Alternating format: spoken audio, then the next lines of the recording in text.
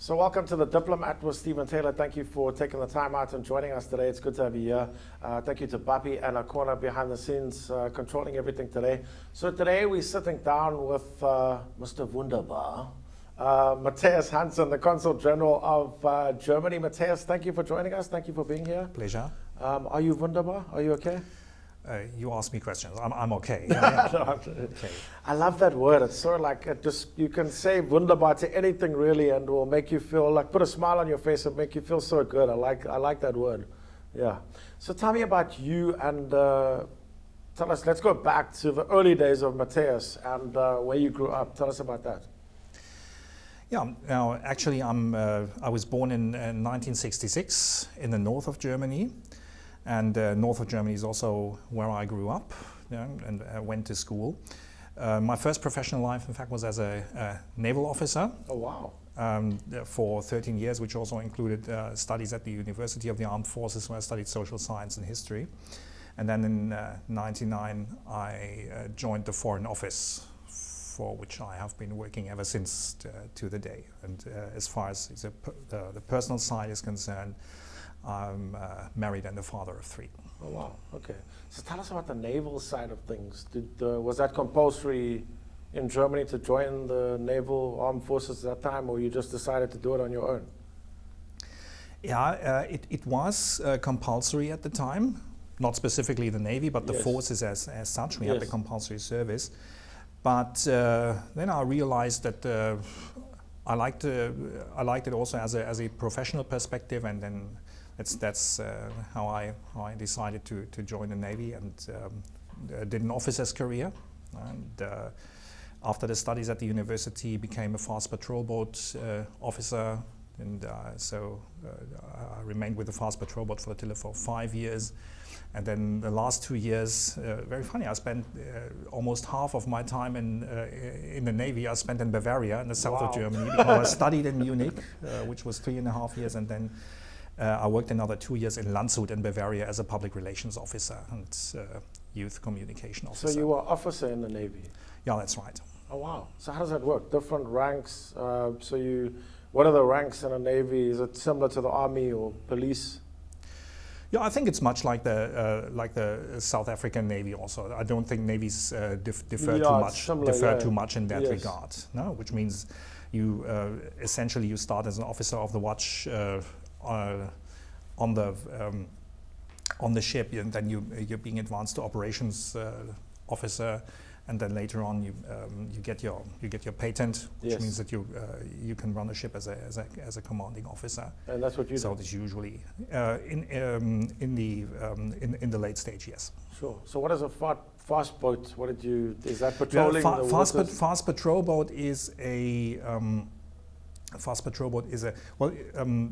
essentially you would use another term today. Yeah. Fast patrol is quite traditional, so that is corvette. Okay.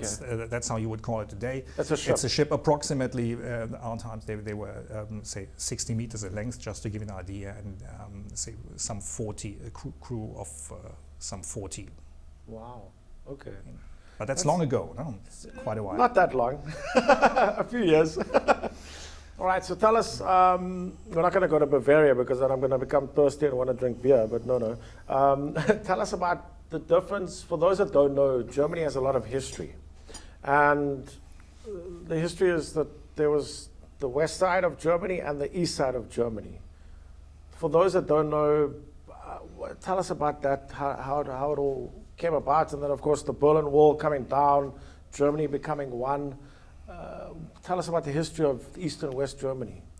Yeah, in effect, if you permit, I'd like to go back just a tiny little bit further. No problem. Because Germany is traditional. Our history is a bit specific in the sense that Germany has really became a nation only at a very late stage. Yes. Germany more or less grew out of her provinces. The provinces, they're much older than the nation state, and it was only in 1871 that the German nation state was created, and it existed until the end of the Second World War, and that's when we faced a division between what became West Germany, formerly occupied by the Western Allied powers, and then on the other hand, East Germany, formerly occupied by by what was then the Soviet Union. Yes. And so we had, say, two states in one nation, if you will, for separately run. Very separately run. One was following the communist model on the eastern side. On the western side, essentially, it was like the Western market economy model and part of the NATO. And whilst the East Germany was part of the Warsaw Pact, so it also from a military and strategic point of view at the time, they were very antagonistic. Sure. And the border between the two was really very harsh at the time. Yeah. Yeah, so especially East Germans were not allowed to travel, at least not as long as they were in the active working age. So from the eastern side, they kept the two parts of Germany apart very strictly. And then what followed in the late 80s was a reform process. And it is very interesting because it coincided very much with the reform process which evolved here in South Africa at the same time. In a way, I think both the new South Africa and the reunified Germany are, in a certain sense, they are, say, children of a whole new development between what was then the East and the West. Yes. And when there was this warming up in international relations at the time of Reagan and Gorbachev, and which in the end enabled Germany to be reunified, but then in the end also I think contributed very much to the to solving the strategic deadlock in what was then, say, the South Africa of that time, and enabling the whole reform process of de Klerk and Mandela. So was the Berlin Wall, was that what separated East and West Germany? The Berlin Wall separated East and West Berlin, so it was this was like a microcosm. Okay. You can imagine that the city of Berlin, the metropolitan city of Berlin, was sort of like an island in the middle of East Germany. But the city of Berlin was divided between the western part, which was essentially run by the three Western Allied powers. They had their own sectors, that's what it was called at the time. And then you had the eastern part, which was run by the Soviets. Yes. So that was the former Soviet sector. And so West Berlin, the western part, was always like an island in the midst of what was then communist East Germany. So that was a very specific situation. And then actually the wall had been set up in '61 by the East Germans and the Soviets because they wanted to prevent and to interrupt the flow of people. Okay. There had been a lot of people who had been migrating from east to west Germany, like and from east to west Berlin, because they were hoping for better economic opportunities and more civic freedoms. And so to stop that flow of human capital and of people, that was in effect when the wall was erected in '61. So that was the reason. But we had a very strictly fortified border also running through Germany from north to south. Okay. So even if it did look like a wall, but it was very dangerous and it was very strongly fortified. But the Berlin Wall itself was the symbolic one. So that was the turning point for East and West Germany. So when that came down, that was David Hasselhoff singing there. Is David Hasselhoff German? Or he just rocked up? not that I knew. I think. Well, he was there. I think he's got some German ancestors. Okay, yes. But I'm really not. But sure he was there at the coming down of the wall, was he? I think he joined pretty quickly. Oh, is it? Okay. He saw an opportunity. So the wall coming down, when did that come down? Well, that was essentially in November '89. That was when the border was open. Right? When you say the wall came down, it's always hard to describe that because it was more of a sequence of events that led to what people usually today call the coming down of the wall. Well, not the whole wall came down, but what we saw is a certain part of the wall coming down. It was what it essentially means that sort of the border booms were opened up, Yes. and that enabled people to sort of take possession in that famous night, to take possession of the area and to take possession of the wall. But it was a very specific sequence of events that led to the opening of the. So when did Germany become the Germany that we know now, the united, unified, complete Germany? Yeah, that was a process which took from from those days in November '89 until the 3rd of October 1990, which was now the official date of unification. Okay. And which is still our national day today. You know, there had to be elections, free elections all over Germany in the meantime, and there had to be an official process that formalized the reunification of the two parts, and which also had to involve the former Allied powers, which had to give their consent, because as a consequence of the Second World War, those former Allied powers, that is the US, Britain, France, and the Soviet Union, respectively Russia, they still had, from an international law point of view, the responsibility for the entity of Germany, and that was the moment when they sort of handed it over again. But and they had Germany to give their took consent. control of themselves.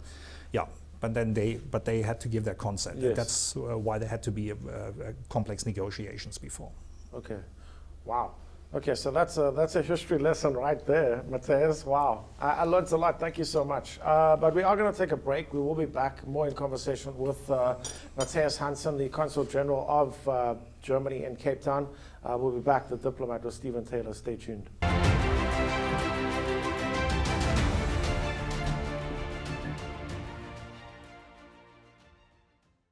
Welcome back to The Diplomat with Stephen Taylor. Thank you for taking the time to join us today. Make sure that you are interacting with the show at Stephen Taylor SA is where you can find me on Facebook, Twitter, and Instagram. We are in conversation with the Consul General of Germany in Cape Town, Matthias Hansen. Matthias, thank you for still being here. You didn't run away during the break, so I think he's okay. So it's weird. We had a wow. Before the break, we were talking about the history of Germany, and I learned a lot during that. So thank you very much for sharing. And now coming back to you and your getting involved with the civil service as a diplomat. Tell us how that started. Yeah, in effect, it was pretty much a family matter, because my wife, she's a civil servant, and she had been a civil servant with a foreign office longer than I. And so after the forces, so we had to reflect upon how we'd organize our personal lives, and so we thought that might fit very well. And since it went along very well, both with my university studies and also with my own personal fields of interest, and I decided to apply, and it worked out well. Was it a long process? Application is a process of several months, usually. You know, there's a written exam you do. There's a written exam you do, and then there's an assessment center which you're going through. And then fortunately that worked out well. And what follows is a short period as a trainee. So that was in my case from 1999 to 2001, and it involved a short stage in Copenhagen. And afterwards, it's an alternation of postings between Berlin or Bonn, respectively, at the time, but then later Berlin, and abroad. And our three postings abroad were Stockholm. That was the first one with a family for 3 years in the early 2000s, and then from 2008 to 11, I was deputy head of mission at the German embassy Windhoek. Oh wow! Okay. And ever since December 2016, I've been head of mission here at the German Consulate General in Cape Town. So you just went from Namibia to Cape Town? Yeah, not really, because it was Berlin in between. I was head of the training section for our consular and admin staff in between, which was also a job that I liked very much. And had you been to South Africa or Cape Town before coming to take on the role? Yes, in fact, it was during our time in Namibia that we took two short holiday periods, two short timeouts. That's how we got to know Cape Town. And in fact, family and I were very happy when we learned that we'd be posted here. It's a very, very enjoyable family posting. And Cape Town's a beautiful place. It is. And tell me about the relationship between, Cape Town, Germany, and South Africa. How's the relationship? Well, let me start maybe at the national level. Yes. You might know that we had high-ranking visits here to South Africa in 2018 by our federal president, who's our head of state. You've got to make that difference. It's a bit of a difference here between Germany and South Africa, because for you it does make a difference. It's the same person. For us, it's two different people. And then early this year we had the chancellor here for a short visit, but only for a short visit to Pretoria. So she was in Cape Town at the time. I think you got to meet both of them. Pardon me? Have you met both of them? The president, yes. The chancellor, no, because that was at Pretoria. So briefly, what is the difference between the chancellor and the president? Actually, the president is the head of state, so he has got more of a ceremonial function or protocol function. Okay. But he also, in a way, embodies the state. So he's sort of above the parties. He's and above day-to-day politics. Whereas the chancellor, she's the head of government. Okay. So the president is running the country, like an ambassador. It's a bit, if you will, forgive me for the comparison, because we're not a monarchy, but in a way, if you compare it, it's a bit like the difference between the Queen and the Prime Minister. Okay. No? I think ceremonial, that makes sense. Apart from all other, historical context, as far as the political function is concerned, I think that comparison is justified. Yeah. Now, when it comes to Germany and South Africa, I think we got a strong common interest in terms of multilateralism. We want the problems that the world is facing. We think they can only be solved on a global level, and which is why I think both countries are working for and have been working and will continue to work for a strong United Nations and for a strong multilateralism, which is not always easy these days, as we know.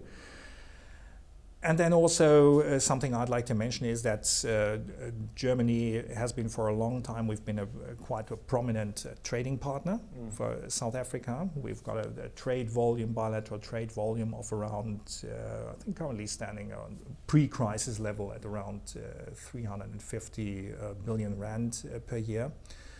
We've got foreign direct investment from Germany to South Africa at a volume of 120 billion rand. And then also there's some 600 companies of German origin, let me call it like that, active in South Africa and indirectly and directly supporting, 100,000 jobs. Sure. So I think we are quite a significant economic partner to South Africa. And then also in terms of tourism, which I think brings us to the Western Cape, the second part of your question. Yes. And which is also an important reason why it is important for us to have the Consulate General here in Cape Town. The number of German tourists to the Western Cape has been constantly rising over the years and has exceeded the 200,000 figure in the pre-crisis level. Wow. So that makes us one of the biggest groups among foreign tourists, and of course creates a strong link, because South Africa is a very, very popular tourist destination. But you both share a lot of similarities as countries, Germany and South Africa. You spoke about the similarities of apartheid, so you share a lot of history together. Yeah, we in terms of history, and I think also speaking of tourism, that's an interesting part, I'd say, because we also share a lot of diversity. Yes. Nice. If you say Germany is just like South Africa, is a very diverse country in terms of landscape, of dialects, of say various kinds of attractions. If you compare the north of Germany to where I come from, it's attractive in quite a different manner. As compared to, let's say, the south, when you go to the lakes around Munich and to the Alps, that's a very different kind of beauty. But I think in a way that's very much like South Africa. When you take a look at Cape Town and then at the Garden Route and the Drakensberge, it's all very diverse. But that's part of the beauty and of the fascination. That's what actually one of my friends that I've gotten to know over the last few years, friend Matthiass, he actually is based here in Cape Town. He said that he came to Cape Town, I think it was 10, 15 years ago, and he just never left. He just decided to stay and now calls Cape Town, South Africa home. So that is amazing. Yeah. Yeah, and then also I think there is something very enjoyable. This is also, as we perceive, my family and I perceive that personally, since we've been living in Cape Town. There's something very enjoyable about that, say, very open and very warm-hearted and multi-ethnic, Yes. I wouldn't say society because that's a bit too technocratic. I would call it a community. I think there is something very specific of like a Cape community. That's the way I would perceive it as an observer. And there's also something very, say, liberal about it. And I think people have developed a very good way of say coexisting and interacting and living together. Oh. Now, if you had to take it back to Germany, why would a South African person, or anyone really for that reason, why would they want to visit Germany? What are some of the tourist hotspots? Yeah, well, that depends very much on the personal taste. Yes. So from that point of view, I would say it's surely an advantage that we are a very diverse country. Yes. When I mention examples, of course, I run the risk of, say, omitting some. So no, I approach the question from a very personal side. So when you're very much, into a sort of landscape that brings you peace of mind, I would like to say to suggest, say, the coastline, the coast landscape, the island of Sylt, for instance, where I was born, is a place where also family and I always like to, say, return. It's a landscape that sort of gives you, say, peace of mind with the dunes and the sea. And then also on the other hand, you've got Bavaria, you've got the Alps, you've got the very beautiful lakes around Munich. Then you've got the cities, of course, German cities. There's a wide variety. If you say you're more young and hip and into modern culture, you would probably opt for Berlin. Whereas on the other hand, if you're, say, might particularly like the more traditional approach or the typical Bavarian style of life, then Munich, for instance, would be definitely a place to visit, or Hamburg, that has always had a very, say, in the north of Germany again, that has also had a very strong, say, trade and liberal tradition, and is known as very open-minded and. Also, I think a place that is very attractive to visit. I still have to visit Germany. The closest I got was flying over Germany into the UK. So next year, you missed the best part. I'm sorry to say that. What was the best part? No, going to Germany. When you flew over Germany. I know. I should have asked the plane to stop right there, but no, I don't think they would have allowed that one. But yes, next year I plan to. This year is a bit kind of all over the place, but next year I plan to visit Germany, and I will contact you for that so I can get some advice on where to go. Is the consulate still up and running, the embassy, so German people can still contact and be in touch with the... You mean despite the crisis? Yes. Yeah, we are up. Actually, we are up and running again. That's what we have to say, because we were both embassy and consulate, due to the lockdown conditions, because people would not even have been entitled to still come to us during the strict lockdown phases 5 and 4. Now that has been say loosened a little bit, and we are up and running again. We are offering the consular services again, albeit on a level that, of course, must be consistent with social distancing. Yes. So we cannot offer as many appointments as we did before, as densely a sequence of appointments we did before, which implies a bit more of waiting time for people.